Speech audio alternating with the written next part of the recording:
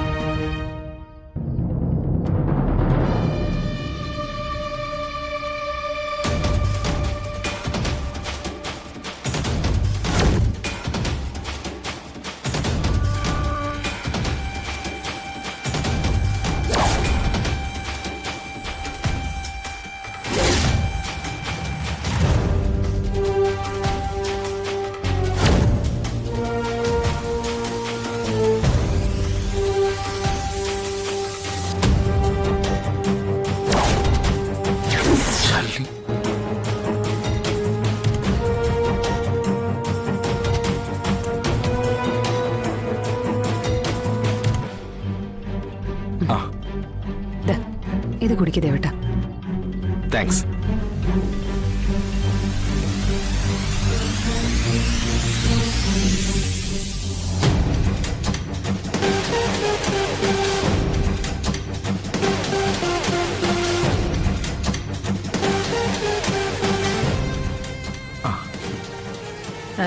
ചോറെടുക്കായിരുന്നല്ലോ മോനെ.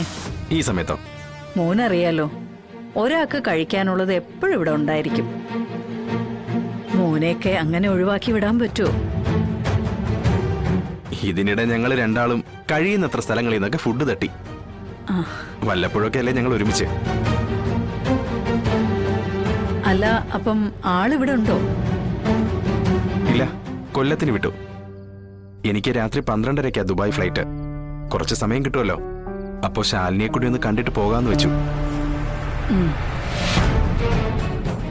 എന്താ ദേവേട്ട അർജന്റായിട്ട്?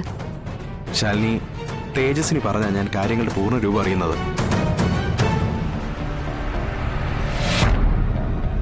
സംഭവങ്ങളൊക്കെ ഇത്രയും സീരിയസ് ആയിട്ടും ശാലിനി എന്നോടൊരു വാക്ക് പറഞ്ഞില്ലല്ലോ.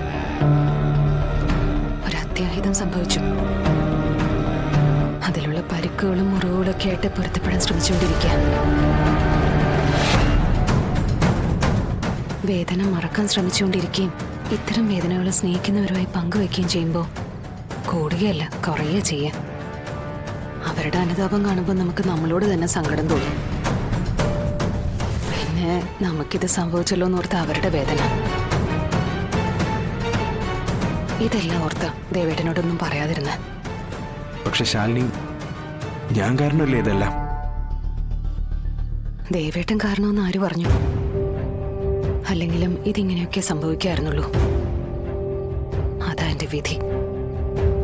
ശാലിനി, ഞാൻ നിന്റെ ഭർത്താവാണെന്ന് തെറ്റിദ്ധരിച്ചല്ലേ ഈ പ്രശ്നങ്ങളെല്ലാം ഉണ്ടായത്? ആ തെറ്റിദ്ധാരണ നമുക്ക് തിരുത്താവുന്നല്ലേ ഉള്ളൂ.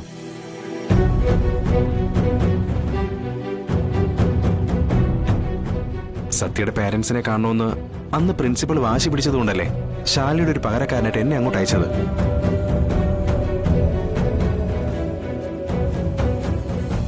അവിടെ ഞാനല്ല സത്യയുടെ അച്ഛനാണെന്ന് പറഞ്ഞത്. മറ്റുള്ളവരത് എന്നിൽ ആരോപിക്കുകയായിരുന്നു.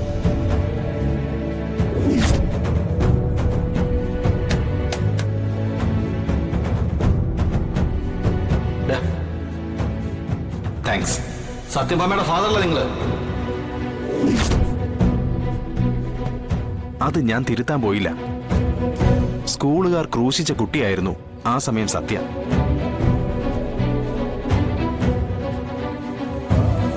നേരിട്ട് കണ്ട പ്രിൻസിപ്പാളും പത്മിനിയെ സ്കൂളിൽ നിന്ന് കടത്തിക്കൊണ്ടുപോയ കുട്ടിയുടെ പാരന്റ് ആണെന്നുള്ള നിലയ്ക്ക് എനിക്ക് മുന്നിൽ പൊട്ടിത്തെറിച്ചു. അച്ഛനെ പോലെ അടുത്ത റിലേറ്റീവ് അല്ല, സത്യയുടെ അമ്മയുടെ ഫ്രണ്ട് മാത്രമാണ് ഞാനെന്ന് പറയാവുന്ന ഒരു സിറ്റുവേഷൻ ആയിരുന്നില്ല അത്.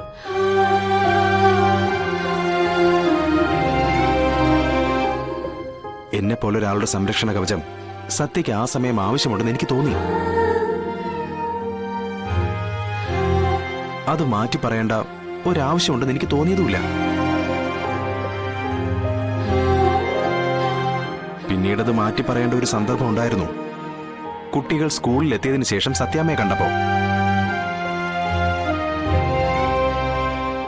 വിഷ്ണുട്ടാ, ശബ്ദം കേട്ടാ അവരെല്ലാരും എഴുന്നേറ്റ് വരും. എന്താ പറ്റിയെന്ന് പറ.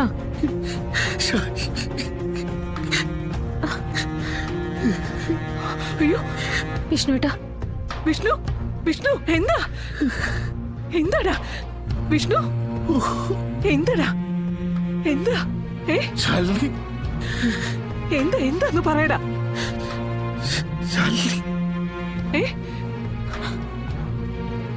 മോളെ കുറച്ച് വെള്ളം എടുത്തേ. എടുക്കാം. എന്താ മോനെ പറ്റിയത്?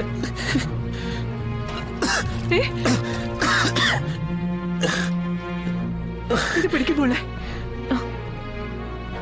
എടാ എന്താടാ നിനക്ക് പറ്റിയത്? വിഷ്ണു എന്ത് പറ്റിയടാ നിനക്ക്?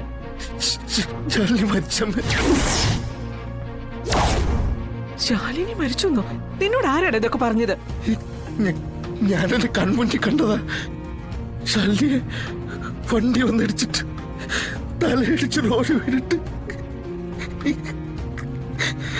ശാരദ ഇവിടെ വണ്ടി കിടന്നിട്ടാ ശാലിനി മരിച്ചു. എപ്പോ? ഞാൻ ഇപ്പൊ കണ്ടതാ. അതിന് നീ ഇപ്പൊ എവിടെ പോയതാ? എടാ നീ ഇവിടെ കിടന്ന് ഉറങ്ങുകയല്ലായിരുന്നോ? അതിനിടയിൽ എങ്ങനെയാ നീ ശാലിനിയെ വണ്ടി ഇടിക്കുന്നത് കണ്ടത്? ശാലിനി, എടാ ശാലിനി അവിടെ വീട്ടിൽ കിടന്ന് ഉറങ്ങുന്നു. അത് വിഷ്ണുട്ടൻ എന്തോ പേടി സ്വപ്നം കണ്ടതാ സത്യാമ്മ. എനിക്ക് കുറച്ച് വെള്ളം വേണം. മോളെ വെള്ളം എടുത്തു കൊടുക്ക.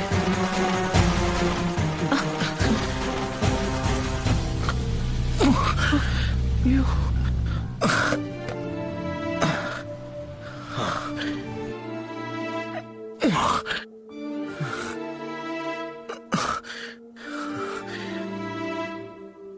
എടാ നീ ഇപ്പോഴും അവളെ പറ്റിയുള്ള വിചാരം വിട്ടില്ലേ? ഉറക്കത്തിൽ പോലും അവളെ പറ്റിയാണോ അവിടെ ചിന്ത നിനക്ക്? സ്വപ്നം കണ്ടതമ്മേ. സ്വപ്നം കണക്ക് നിയന്ത്രിക്കാൻ പറ്റും ആർക്കെങ്കിലും? എടാ ആ സ്വപ്നം ഇനി വേണ്ടാന്ന്.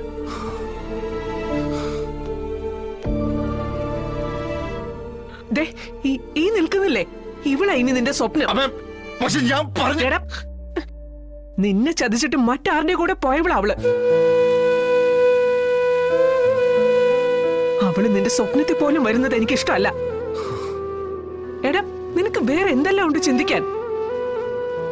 നിന്നെ കുറിച്ച്, നിന്റെ ഭാര്യയെ കുറിച്ച്, നിന്റെ അമ്മയെ കുറിച്ച്, ഈ കുടുംബത്തെ കുറിച്ച്, വേറെ എന്തെല്ലാം. അമ്മ ഒരു കാര്യം മനസ്സിലാക്കണം. ശാലിനിക്ക് ഒരു ആപത്ത് വരുന്നതിനെ കുറിച്ച് എനിക്ക് അങ്ങനെ ചിന്തിക്കാൻ പറ്റില്ല. എടാ അവൾക്ക് നല്ലതോ ചീത്തയോ വരട്ടെ, അതിന് നിനക്കെന്താ? എടാ അവളെ വണ്ടി ഇടിച്ചാലും മരിച്ചാലും നിനക്കെന്താ?